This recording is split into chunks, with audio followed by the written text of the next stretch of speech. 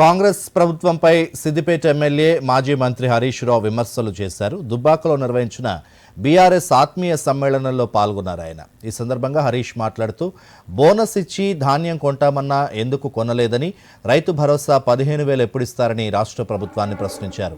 Corona వచ్చినప్పుడు కూడా రైతు బంధుని కేసీఆర్ ఆపలేదని, కాంగ్రెస్ ప్రభుత్వం అధికారంలోకి వచ్చి నెల రోజులైనా ఇంకా హామీలను ఎందుకు అమలు చేయడం లేదని ప్రశ్నించారు. తాను ఏదైనా మాట్లాడితే హరీష్ రావు తొందరపడుతున్నారంటున్నారని, ప్రజల తరపున ప్రతిపక్షంలో ఉండి గుర్తు చేస్తున్నారని అన్నారు.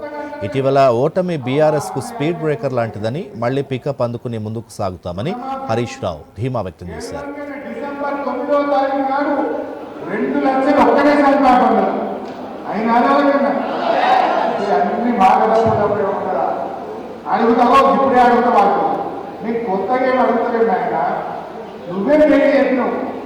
గెలవగానే మళ్ళీ 4,000 ఇస్తాను. నువ్వు అందరినీ ఆశ్చర్యమే. గెలవగానే కొత్తగా లోటు తెచ్చుకొని కరెంట్ లైన్ కట్టి 9,2 లక్షలు మాపండి. నువ్వు అందరే ఆశ్చర్యమే. గెలవగానే 15,000 రైతు బంధు ఇస్తాను. నువ్వు అందరే ఆశ్చర్యమే. గెలవగానే 500 బోనస్ ఇస్తా పడ్డ అమ్ముకోవాలి. ఏమైనా ఈ బోనస్ అని నువ్వు అందరే ఆశ్చర్యమే తప్ప కొత్తగా అడుగుతున్నాడా?